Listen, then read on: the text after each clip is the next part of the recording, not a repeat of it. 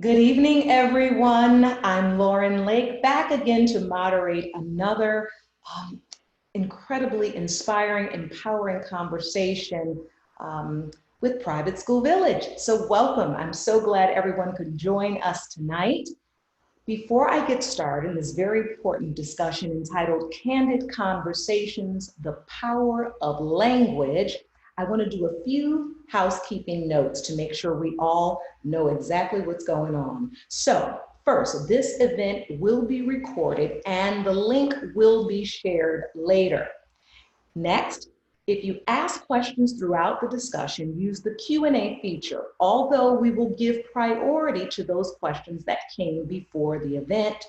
And also, even though I'm going to give a short bio, her illustrious career needs a lot more time than we're able to give. So if you'd like to learn more about Dr. Liscott, please go to the bio and it's in your inbox. So when you got all of the information about the link, et cetera, it's in there. And we hope that you enjoyed tonight's discussion.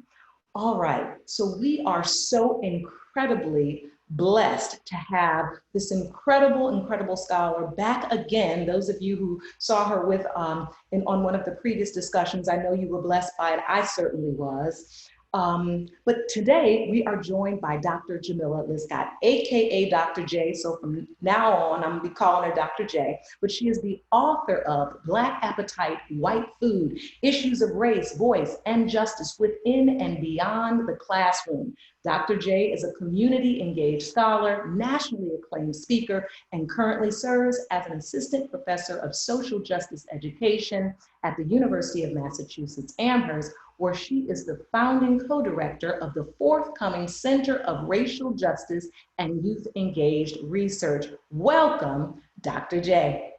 Thank you so much. It's an honor to be here. We are so happy to have you. We have so much to cover tonight. And, you know, I've been listening to videos, y'all. She also has some incredible videos on YouTube, so check them out. You are such an important voice, especially for this time. And we're so blessed to have you. I want to dig in right away and get to a first question because it'll allow us to just open up this discussion about the power of language. And I'm personally so excited about this. I'm the daughter of a doctor of English literature and African American literature, and my father is a doctor of speech and language pathology. So language has played a huge role in my entire upbringing. And I couldn't think of a better way to continue the work of both of my parents than to moderate this discussion. So I feel blessed already. I want to get to the first question. When did you, Dr. J, come to understand the power of language and start to connect the dots in terms of what it means to identity? Because language is attached to identity. Yeah. You know, for me, it was an instance when it came into my consciousness, an instance when I was 19 years old. I sat on a panel. I was a college student at the time, and I sat on a panel for a room full of high school students. And in the middle of my speaking, most people know me for my TED Talk, 3 Ways to Speak English. And this TED Talk comes directly out of this experience because when I was speaking, a woman in the room stopped me in the middle of my sentence. And she said, you know, I don't mean to be rude, but I just want to stop and say, you are so articulate. And in that moment, a friend of mine was next to me. He was like, boo, right? And so what I realized in that moment is that this woman was affirming my language practices because they were standard English language practices. But I also knew in that moment that so much of my identity is tied to the way I speak in my own hood when I'm speaking African American English, and the way I speak with my family who's from Trinidad and Tobago, and I'm speaking Caribbean Creolized English. And in that moment, I began to question if that woman heard me speaking in one of these other contexts, if she would have been as impressed. Would she have had, you know, a different assessment of my intellectual capacity or even my fundamental worth? And that troubled me. And I started to wonder, well, when did I start, where did I receive the messaging that made me feel like in order for me to be in this intellectual space, I'm on a panel, I need to abandon the other language practices that I have. And so I started to explore in my research and in my practice, my activism, the relationship between language, race, and power in education. Well, you led me right into the next question, because the next question that was sent in says, can Dr. J explain the link between our present day curriculum, which is found in public, private schools all across the nation, and colonialism? What's Woo. the net? I know, right? I want to know too. I want to hear this answer. No, because there's I've done some writing. I have a chapter in the book and a blog post, and it's called basically your teaching might be more aligned with colonialism than you realize.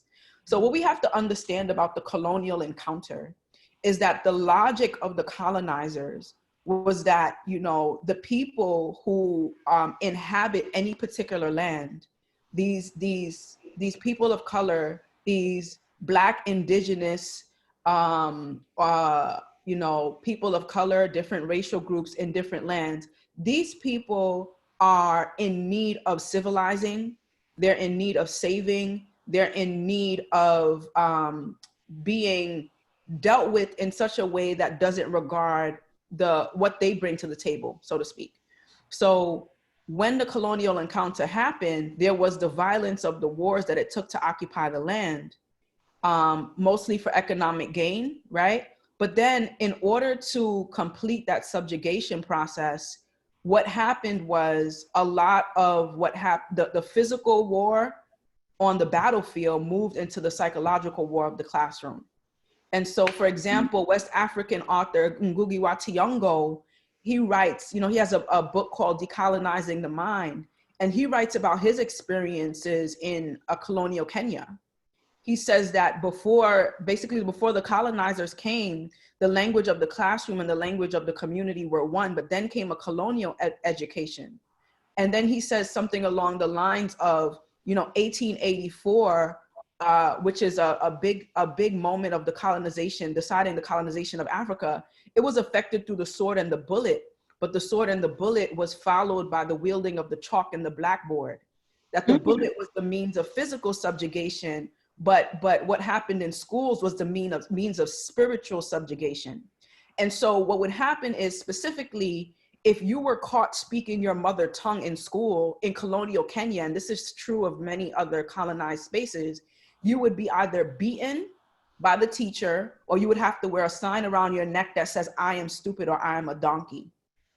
And what happened was, I often ask people, we know the sword and the bullet was wielded by the soldiers, but who wielded the chalk and the blackboard?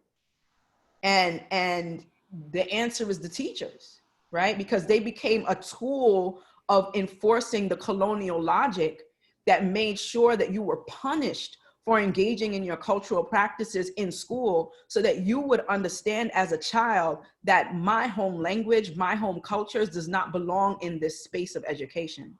Now, this is a very similar mindset to the way that we approach education right now, right? Because I know in particular in Black communities all over this country, students know very well what they're not allowed to bring into the classroom in terms of their identities and language practices. They'll be like, nah, miss, I can't bring that in here because I'm gonna get in trouble, or my teacher's gonna think I'm stupid. What we've done is we've created a curriculum that enforces the white middle class values that we validate as superior to other ways of knowing in school, and use school as an arm of enforcing those standards. In the same way that the colonialism was bent on the erasure and exploitation of the identities of the people as a way to divorce them from their cultures, to keep them under colonial control and subjugation. It's literally what we do today when we determine what standards and norms and values are centered in schools, and those standards and norms and values are rarely, if ever, focused on the identities of Black and Brown students.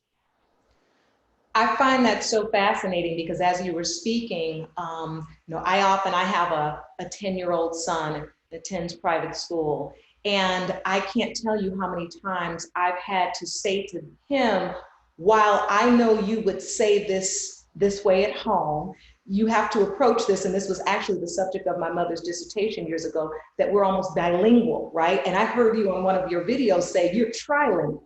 And Yeah. I think as African Americans, as Black people, we often think of ourselves that way, right? That language we may use at home is so different than what will be acceptable and what will get you that good grade at school, right? And so I often have to say to him, no, you've got to switch that. You know, you can't state it that way. But I found it fascinating that you said that this is almost weaponizes, right, our education, because it marginalizes not just in number, but right in our whole cultural experience. That doesn't belong either. That's fascinating. I could go on and on, but I want to go to the next question because I want to try to get them all in. Number 3, the question was asked, what are the most common ways problematic language shows up in school courses? And how do we miss that it's problematic? I love that. It sounds like it may even come from an educator, because this happens, that the language shows up in courses in school, but it is often missed and goes undetected. How does that happen? And So how do we change it? yeah, so I want to say first that a part of the larger thread of what we've been discussing so far is for us to understand that language is as one author puts it, a living thing. That language is, it contains history and culture, it's political, it's saturated with ideologies. And most people don't realize that English used to be the language of the economically oppressed, right? The social elite used to speak Latin. It wasn't until people like Chaucer popularized English that it became an acceptable language and then got disseminated through colonialism, imperialism, etc. But because language is constantly moving and shifting, the way that we police language is usually tethered to the way that we police bodies, right? And so, and that's because our languages that come from our communities are, it's not just words, it's our histories, it's our ideologies, it's our values. So the way that language becomes problematic in school is that when we only value standard American English, which has its roots in Eurocentric language practices, we only value the Eurocentric values, histories, ways of knowing, political ideas, ideologies, right? Because they're tethered. And so just by nature of what we include and exclude in school, we then engage in, like you said, a weaponization of language against the identities of so many people who become marginalized because their histories, their identities, and their cultures are not represented. And I think we miss it because it's the water that we're swimming in. A lot of us, especially, you know, my family's from Trinidad and Tobago and came to this country. So many immigrants, so many people coming to this country feel like they have to, in order to succeed, the goal is to succeed, and success usually means erasure, right? Cultural erasure, linguistic erasure. And we miss it because we've become inundated with the idea that if we want to be deemed intelligent, if we want to be deemed, you know, like we qualify for social mobility, then we need to be able to align with these standards. And we don't question those standards. We just kind of, some of us even become defiant about why, you know, now I'm gonna say this, decades ago, amazing, brilliant Black scholars advocated for the power of Black language to be incorporated in schools. And it was mainstream folks, mainstream Black people, other people who had a hold on mainstream media that were like, yo, no, our students they can speak proper English. We can hold them to that standard. And so we become so bound up sometimes in these standards as the right thing that we don't interrogate where they come from and how violent the history. Colonialism has a violent history, and so imposing language, it's all violent. I don't think we question it enough, so we just accept it as normal. And so the next question follows that up and asks, how do you correct this? what is culturally responsive teaching, and what are the biggest obstacles for teachers when they try to adopt it? Yes. So I a lot of my work draws from a lot of people, a lot of educators are familiar with culturally relevant and culturally responsive pedagogies. Culturally sustaining pedagogies that grows out of that genealogy of scholarship is the work of thinking about what does it mean for us to sustain cultural pluralism. And cultural pluralism is in direct opposition to cultural hierarchy.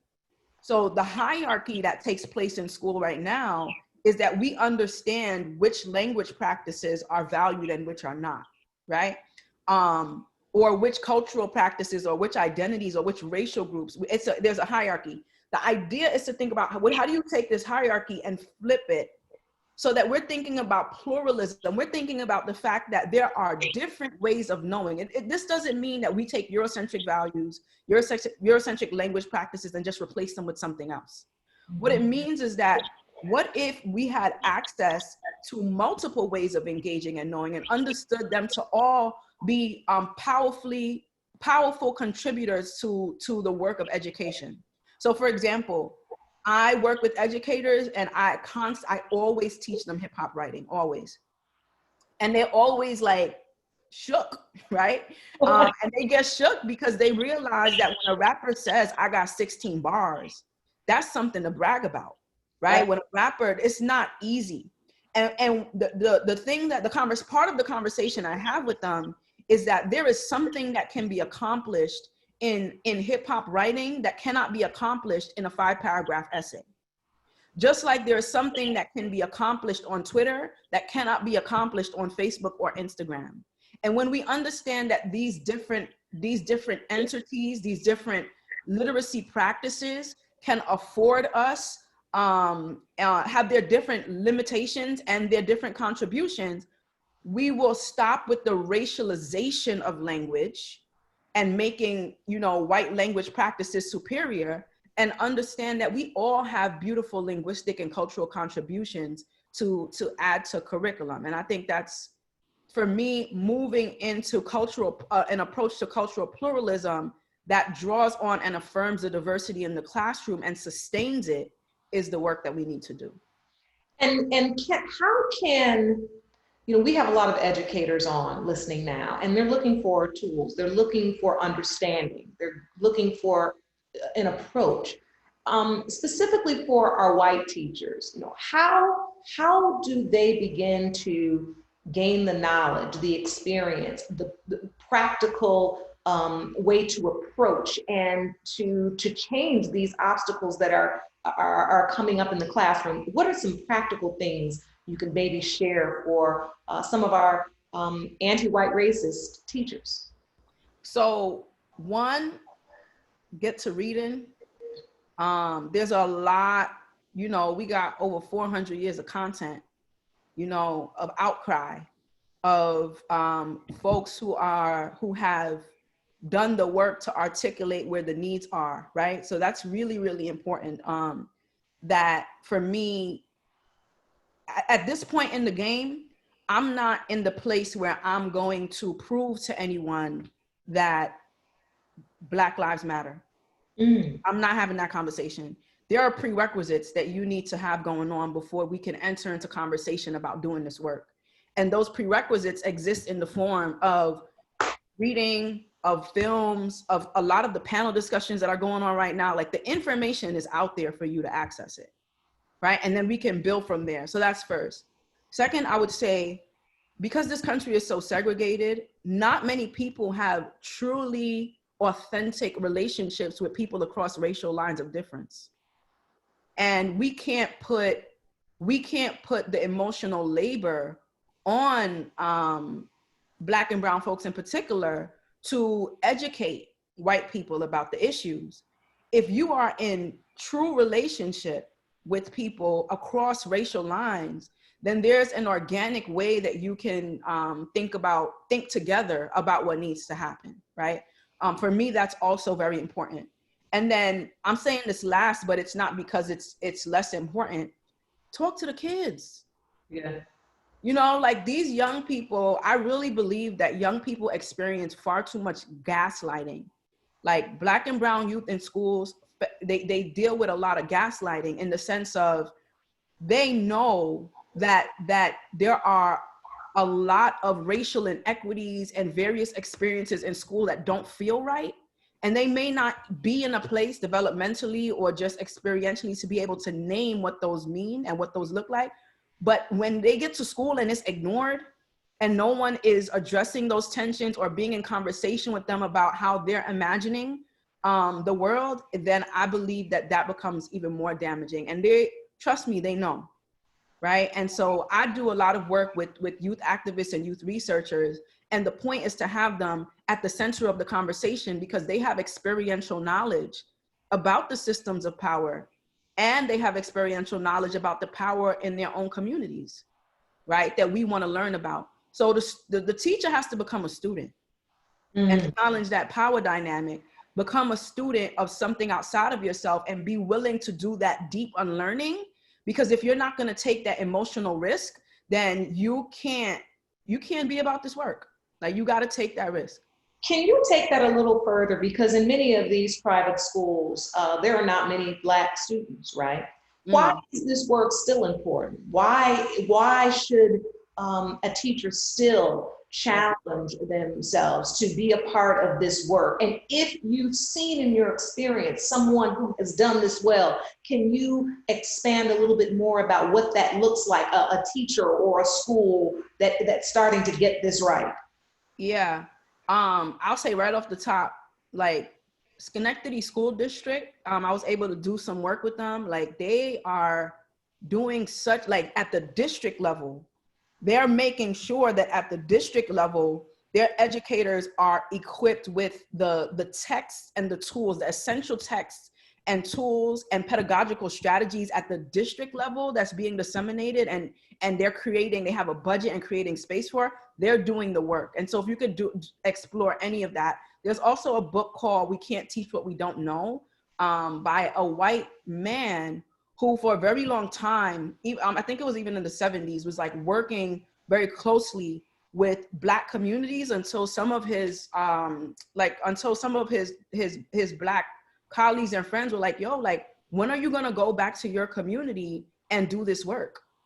And he had an identity crisis. He didn't realize how terrified he was of doing he does multicultural work in white spaces, went back into his community and basically like had a whole breakdown before he could reimagine what that had to look like. So I'll say that up front in terms of who's doing the work. In terms of the other part of your question, remind me of the first part of the question. The first part of the question was, what are what are the reasons why a teacher in a school that isn't that racially diverse still want to come through and do this work, and why is it important? Yeah. So one of the things about culturally sustaining pedagogy or anti-racist education is that we are severely under preparing our young people for the actual world that we live in. We do not live in a white world. This is not the world. The world is profoundly diverse in beautiful and brilliant ways. And when we don't make sure that that's reflected and sustained in schools, we don't prepare our young people for that social reality, that occupational reality. So what are we doing, right? And so all we're doing is preparing in those spaces, and in predominantly white school spaces, we're preparing young people to continue to perpetuate the racial exclusion that we're dealing with now, because they don't know much beyond themselves or beyond the curriculum that centers so much of their privilege and their histories and their knowledges, that they don't even know how to make sure that other people matter to them, right? Like, so like, how I'm gonna matter to you if I never mattered to you in your school, in your textbook, in your nothing. Yes. And then you show up and you in a position of power and a position of influence, and I just seem disposable to you because I'm foreign, right? And so what it does is, if we're not intentional about the reality that we live in, which is a very diverse reality where people of different racial and ethnic backgrounds have amazing contributions to make to how we think about the intellectual world, then we are doing a severe disservice and perpetuating the racial and other forms of oppression that we're trying to fight against in this moment. Yes, understood. I agree. We have a question from the audience that fits right here. I want to get it in. As a teacher, this is from a teacher, many of us worry that teaching language in terms of cultural pluralism could turn into cultural appropriation, which might be problematic. How do we make sure this doesn't go badly? So this is a teacher that feels nervous about, you know, his attempts to create this cultural pluralism could, you know, look like cultural appropriation. So here's what's important. Going back to what I said about the teacher becoming the student. Mm-hmm. I think this double pandemic that we're in has some really powerful intersections. COVID-19 forced us to reimagine education in ways that we weren't up for, but severely needed, right? Mm-hmm. We understand, I spoke a little while ago at another conference, and I said schooling is closed, but education is not. Mm. And that's an important distinction, to understand that schooling is not education, that education happens by the very nature of being human everywhere, right? Now, I'm saying that to say, I really believe that if we're truly thinking about disrupting the way that we've gone about education and being anti-racist and challenging our approach to curriculum and pedagogy, that we have to understand that the idea of one single, most often white teacher standing at the front of the room disseminating knowledge to an empty, these empty vessels that we think is happening, that gotta go. Because we need to make sure that how might the parents and the communities that your children exist in contribute to how your classroom is shaped, right?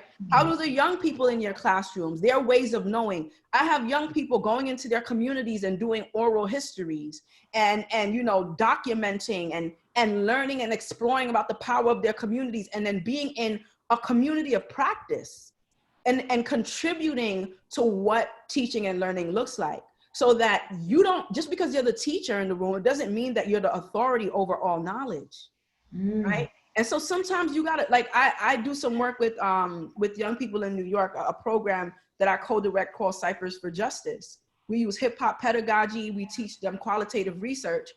As much as I love hip hop pedagogy, at a certain point, I brought in a hip hop teaching artist to add integrity to what it meant for us to truly engage with the culture of hip hop in the work. Because I understand that this is a space where we are thinking about how do we all critically engage in understanding the power of what we can contribute. And so somebody else might be able to do that. Your students might be able to contribute. So it's not about you please don't pretend to know or try on the culture of your students as a way to invite it. Give them ways to create, to bring in their ways of knowing, even if it's tapping into community resources, community leaders, elders, family members, parents, other spaces, so we could broaden what education really might look like in any educational practice. That is so important, because that doesn't just apply to the African-American students. I mean, in classrooms, every culture, and I hear a lot sometimes as I talk to parents where they've made this line in their approach to school, and where they only speak their native language at home, don't speak that in school, right? And I can only imagine if schools were in the position to do that, create this cipher of a cultural experience, how dynamic and rich that would be. And by doing that, giving every culture permission, not just the Black culture, but to share who you are and educate us in ways. I love that so much. I got another question. So this person asked, how do we begin to be aware of the language that exists outside of school, that we experience, we say outside of school, just in our everyday lives? Will this help break down stereotypes that put people in a box based upon how they speak and the words they use? Yeah. Do you understand what they're getting at? I'm processing it. I think to a degree, I can respond based on what I think I'm hearing. Is that helpful? Yes. Okay, so actually, I had a Zoom meeting with a linguistic scholar in Brazil this morning, and I was so excited because we're thinking about doing some work, cultural exchange work. She's a Black scholar in Brazil. For those who don't know, Brazil, it has the largest population of Black people after the African continent. And we were talking about the Black Portuguese that that is spoken out there as opposed to the European Portuguese. And we realized, you know, she said she has a nephew that is finding parallels between Black American English through hip hop and Black Portuguese. And one of the linguistic features that she identified was the absence of the verb to be in Black Portuguese. Now, when I'm teaching about the power of African American English, one of the things that I also identify is the linguistic feature where the verb to be is absent. It's called Copula Absence, right? Because this linguistic feature is directly connected to the linguistic features of West African language practices. The verb to be is not there. The same is true of the way that Trinidadians might say a word. So for example, in Black American English, you might hear somebody say, she going to the store. And in Trinidadian, like Creolized English, you might hear somebody say, she going down the road, right? And you won't hear that is, and it's not important to the language structure of these particular language practices. Now, I break that down to say that if we were to become knowledgeable, remember I spoke about those oral histories that young people are doing and going into their communities and learning from their elders and community spaces, the power of their own selves.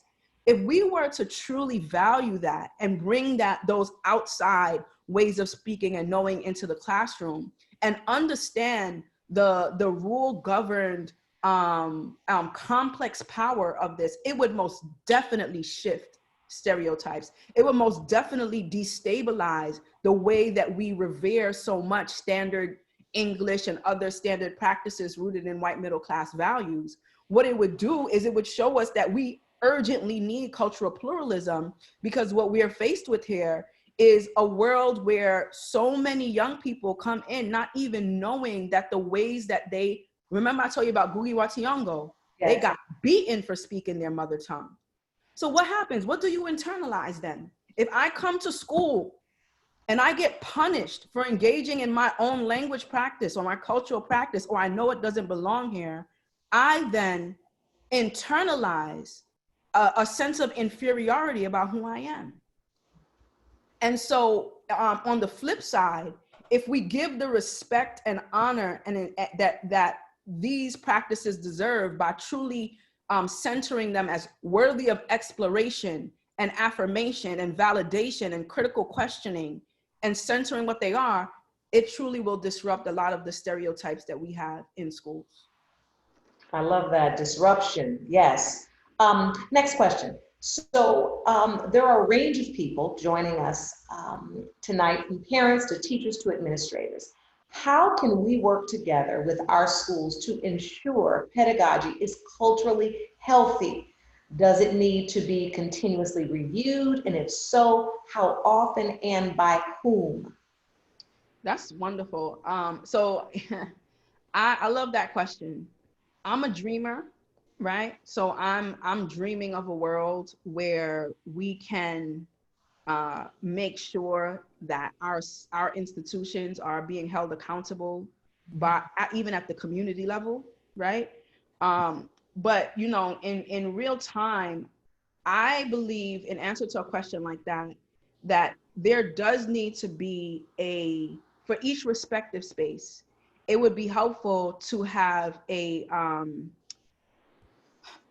group of people, right, with a cross section of stakeholders, including the young people, the parents, the community members, the district leaders, the teachers, administrators, to design a plan collaboratively about what this kind of accountability looks like, collaboratively and rooted in a more deepened knowledge, again, based on those readings and all that prerequisite knowledge, that we're building up a repertoire, right? We're building up a repertoire and a reservoir of knowledge around these issues, which will constantly be shifting and changing as it needs to. Any knowledge, right? If I studied biology in 1992, by 1998, you better believe I gotta take biology again because there's new knowledge.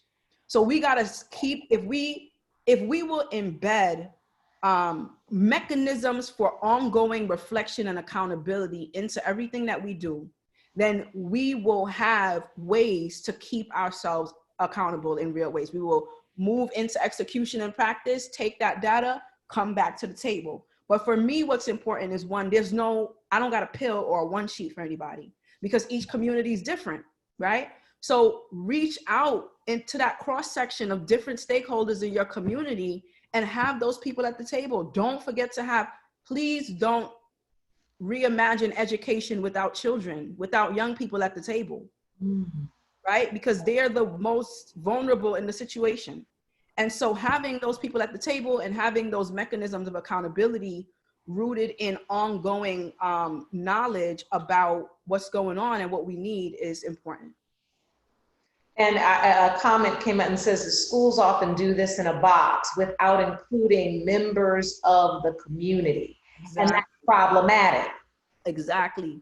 And that's the hugest problem, right? And that's why I tried to make that distinction between the rigidity of schooling and true education. You think that when these school closures happened, that these young people weren't being educated in their gardens, at the feet of their grandmothers, in their communities, on the corner, in a cipher? Like, you don't know what's happening in these spaces that's truly developing on social media. Don't forget this digitally mediated reality that we're in. So what happened was, this is what's funny to me about this moment.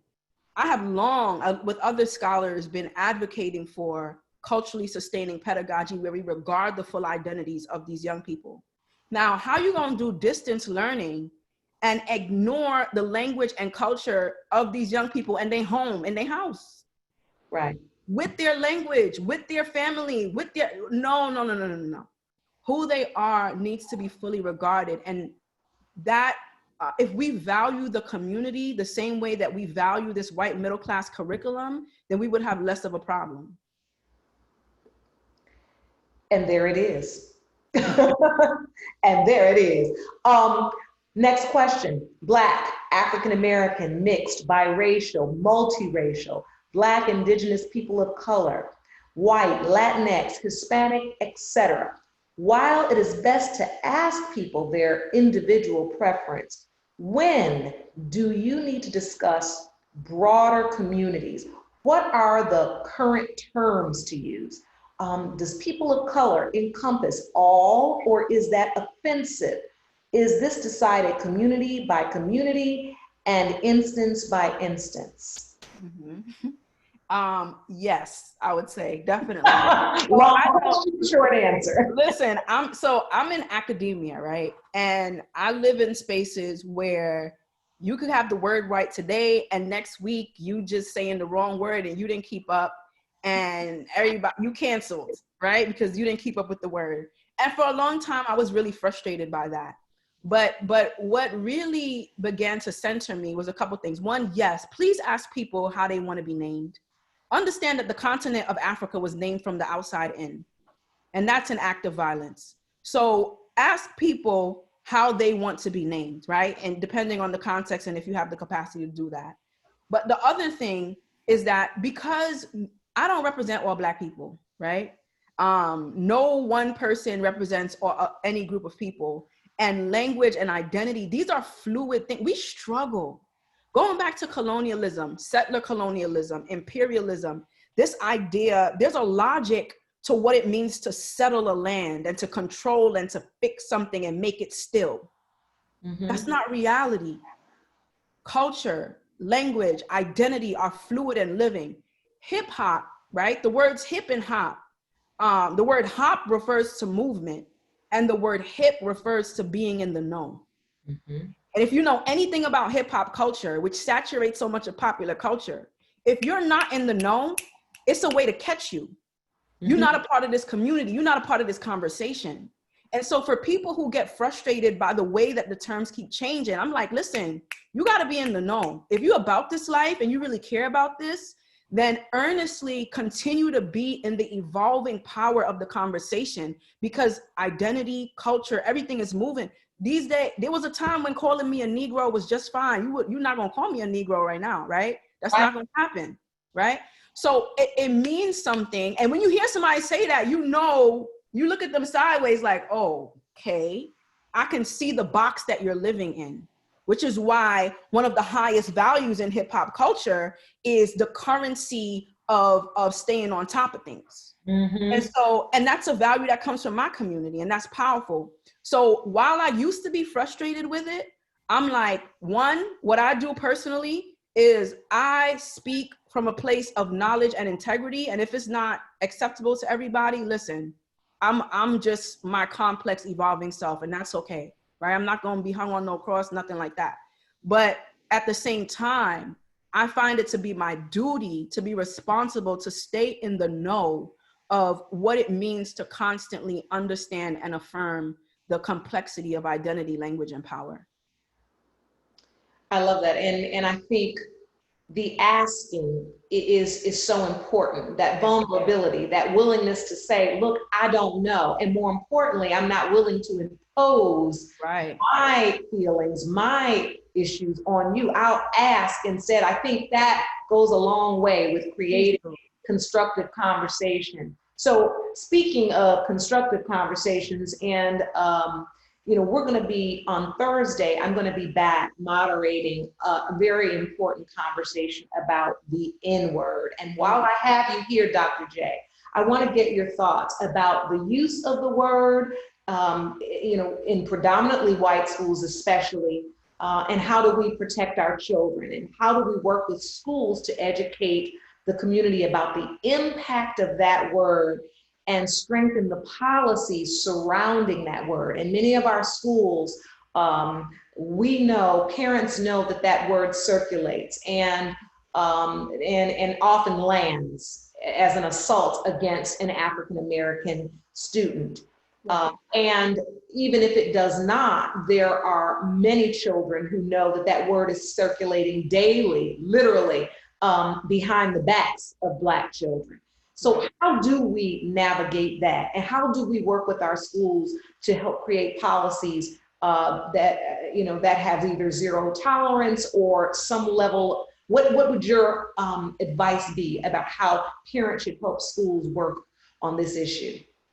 So I actually want to tie back into something connected to a previous question you asked about what schools can do and what teachers can do. Yes. There were two young Black women in Malden, Massachusetts, two young people who were suspended from school. They were, they got detention, and then they couldn't go to prom because they had box braids in their hair. Now, if you know anything about Black women, you know that box braids are essentially a rite of passage. It's a cultural hairstyle. And the school's argument was that there was a policy against that kind of hairstyle, which means that the school had, at the level of policy, institutionalized and inscribed this racial violence so that these young people were delinquent the moment they even stepped into the space by nature of their just identity. And that means something for the level we need to address in this work. Like when you said just now, what are the policies that we need to change?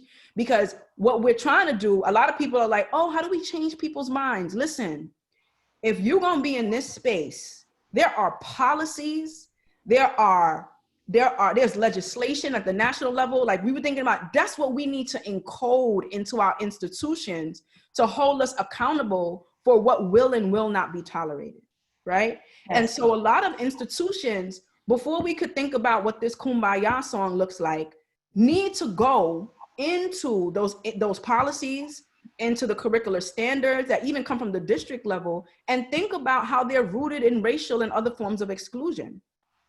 And really a part of that, you know, getting that collective together with that cross section of stakeholders begins with analyzing those documents and thinking about the way that racism is encoded into the institution through these policies. And racial and Eurocentric ideologies are sustained in those policies, and then thinking about how to disrupt that, and then what do we want to include and disrupt and construct. Now that gets to the N word, right? That zero tolerance, like there is no reason. So I remember, you know, because there's a lot of like larger debate about the use of the word period. I remember that Jay-Z and Oprah had a conversation about the word. They didn't get anywhere because they just had two different perspectives, right? Where Oprah was like, no, right? No, like what that word has meant, no. And Jay-Z was trying to really help, you know, push the point that, you know, the reclamation of the word and X, Y, and Z. For me, in my stance and in my scholarship, whatever happens with the N word intra-racially, meaning inside of the Black community, whatever is being negotiated there is Black people's business. There's no situation, circumstance, or place for non-Black people to be using the N word. And that kind of decisive zero tolerance clarity needs to be encoded at the institutional level in policy. And so, you know, sometimes these conversations get a little silly because I feel weird about a predominantly white institutions like, help us figure out how to not have white students say the N-word. You know how to punish, you know how to keep people accountable. It's just what you value, right? And so I struggle to believe that these schools are confused about what to do with it. But I will say, you know, after saying all of that, put it in the policies and make sure if those young people could get punished so severely for wearing their cultural hair, then why are these young white students not being punished for using such a hateful word? Like, where's the accountability for that? It just shouldn't be easily dismissed. Let the church say amen. Yes. I couldn't agree more. We have a question from the audience I'd like to bring into this. The question asks, what can independent school admissions officers do to set the standard in terms of language and conversation so that we build in thoughtful, supported, diverse school, so that we build thoughtful, supported, diverse school communities? I hear some schools require newly admitted families to read racially themed books and discuss them. Do you think this is helpful? Okay, would you mind reading the first part of the question? Absolutely. It's a question from the audience, and it asks, what can independent school admissions offices do to set the standard in terms of language and conversation so that we build thoughtful, supported, diverse school communities? So basically they're saying, how do we set the stage when our incoming class comes in that we are, you know, we appreciate various cultures, we're racially diverse, you need to read these books, we need to have conversations. What could admissions officers do? That's right. What they're asking. Yeah, I think that reading list that you know that the person in the audience mentioned is very powerful, because I'm thinking about, again, that prerequisite knowledge, right? There are certain things that are required in order to engage in a certain level of community. And if schools, if even at the admissions level, we make that a priority, then that becomes important to what we're inviting into the school space. And so for me in particular, I'm thinking about, well, what does it mean for at the admissions level, not just to have, okay, here's a list of things that you might want to read, but there are certain events where we're going to have community conversations about this and what it looks like, and embed that into the practice of school. So when I work with educators and I teach hip hop and spoken word and digital literacies and multiple literacy practices from different cultural communities, often, you know, especially when it comes to, there's a predominantly white teaching force, the white educators will say, well, I don't know this stuff, right? And that kind of came up earlier. And I'm like, but you weren't born knowing how to write a 5-paragraph essay either. You valued that. because somebody told you that you needed to value that in order to achieve a certain kind of mobility in our school system. So what if we start shifting what we value, the kind of base foundational knowledges that we value, the kind of literacies and practices and texts that we canonize? What if we start shifting what those look like so people feel like, okay, well, I can't expect to come into this educational community without some kind of cultural pluralism, because then I'm underprepared for this space. But instead, we have a certain set of other values that we center and normalize, and everyone's just like, oh, okay, well, that's just what you need to know, right? I need to know some long division. I need to know how to write this essay. I need to know how to answer a critical question. Like, what if I said you need to know how to, write hip hop writing? Or we're really in a digital reality right now, right? If you don't have a certain command over Twitter, over Instagram, over various social media outlets, then you are also being underprepared for the real world. Right. What does it mean for us to demonstrate our capacity to navigate these spaces? Because our young people are already doing it. They're already brilliant. They already have this. It's us that stifle what they can bring into the space. So this is a great follow-up question to your previous explanation, and I'd just like to get your thoughts. Someone just asks, do you think it's even possible for mostly white institutions that were founded on the notions of keeping blacks and whites separate, do you think it's possible for schools to truly embrace our full identities as part of learning? Do you think that it's even possible? No, it's really that simple. And I don't say that from a hopeless place. I say that from a place that has learned not to rely on institutions that weren't built for me and mine to be my source of affirmation. And that's because, like I said earlier, we got to disrupt this binary between schooling and education, right? There's a lot of people having that conversation. We have so many, let me tell you something. For me personally, I was born into the Black church and, still very active in the Black church. By the time I was 10, I was engaged in the hermeneutical analysis of big biblical texts. So when I went to school and I was like killing that Shakespeare, my teachers didn't know why, because there was no conception that who I am and how I'm shaped is somehow rooted in a space beyond these four walls. And because my parents, my church community, and outside youth organizations have so profoundly instilled this cultural pride and this affirmation, there was no question in my mind beyond the numbers and the labels that school intended to impose on me. And I was a straight A student, that my value didn't exist in this space. So I just really believe that while I'm not going to, listen, we talking about integration, right? Integration doesn't mean assimilation. It doesn't mean that I come in and behave like you. I'm going to hold institutions accountable for making sure to value who we are. At the same time, I think it's important that we identify and sustain all of the places and spaces beyond the space of schooling that truly nourish who we are, and not seek that kind of validation from these spaces. It's kind of like the tension of things like Oscar's So White. It's like, yeah, I'm gonna call you out, but do I want your award? I don't know. Like, if I gotta fight you to get this award, do I want it? And at the same time, I understand the urgency of making sure that you don't act like I'm invisible, right? And so there's that tension. I think what you said is so important and powerful, because you said you didn't speak from a place of hopelessness, just from what you've experienced, right? And look, and when I think about, our ancestors, toiling in fields and thinking about a freedom that they could easily have felt hopeless about, right? That it may never came. They never stopped the dream, the pursuit, right, of that freedom, which is why we're here today.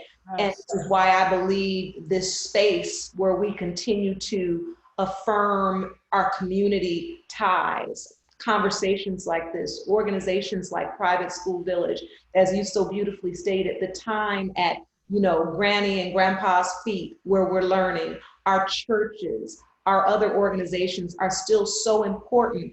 And I'd like to take it a step further, because I know for my son in particular, I've been very proud that he then takes that education back to his school, right? And that's what makes me most proud, because we're in a time where the children will lead. They are leading now. They are in the streets leading, right? Mm-hmm. And we have to continue, I think, to believe in the fact that where we may not see the possibility of change, maybe in our lifetime, the possibility of it could be real if we continue to educate and arm our children with truth, right? And that pride in who we are.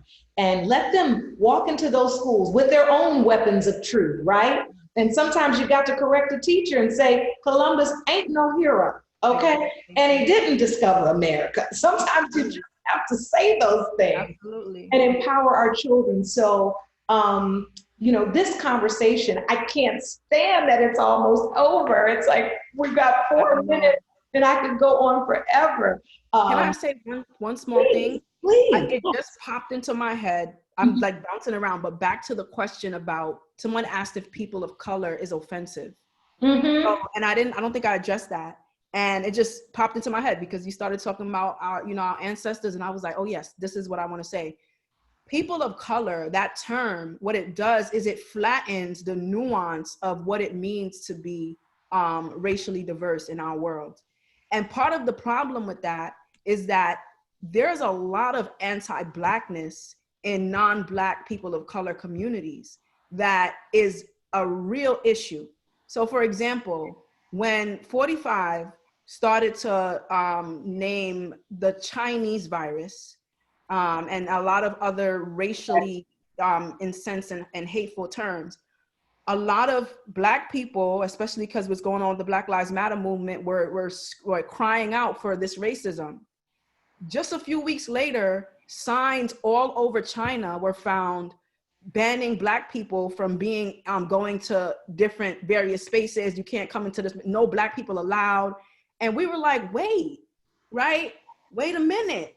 And so a part of what happens with just saying people of color is you conflate the various histories. While we're all surviving the oppression of white supremacy and privilege, there are different iterations and evolutions in the history of how that happens, and anti-Blackness is a through line.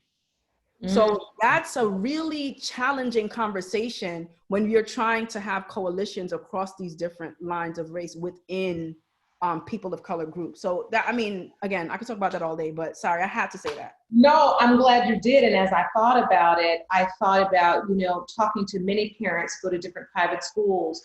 When you think about, often we go, when we go to admissions events or when we look at private schools and we ask them, you know, what is your percentage of people of color? And oftentimes they will give you a percentage, right, which includes various races. And then when you get into the school, you realize how few people of color, right, who identify really as people of color. So for the purpose of admissions and looking culturally diverse, the number seems substantial. But when it comes to the experience of cultural diversity, it doesn't feel that way, because many of the people inside of this box of people of color, in the real world, they would align themselves with the macro culture over, you know, any other race that is marginalized.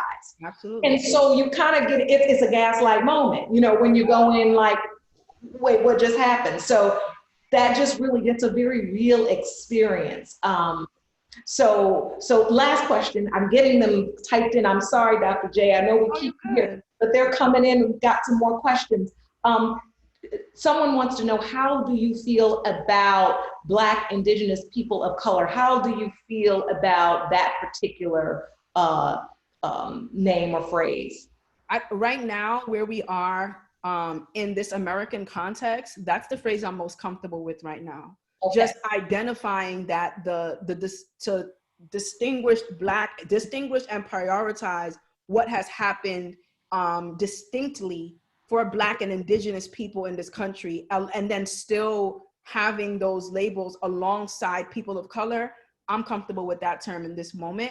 And I understand, like I said, language and identity, living things, we're gonna keep trying to capture it to the best of our ability. But I just think it's an important nuance that we just can't be conflated in other ways. All right, I got a last question, and I promise. Okay. So the question asks, legislation has been passed in Chicago that requires by law that public schools teach specific history of police brutality and torture of Black people in Chicago.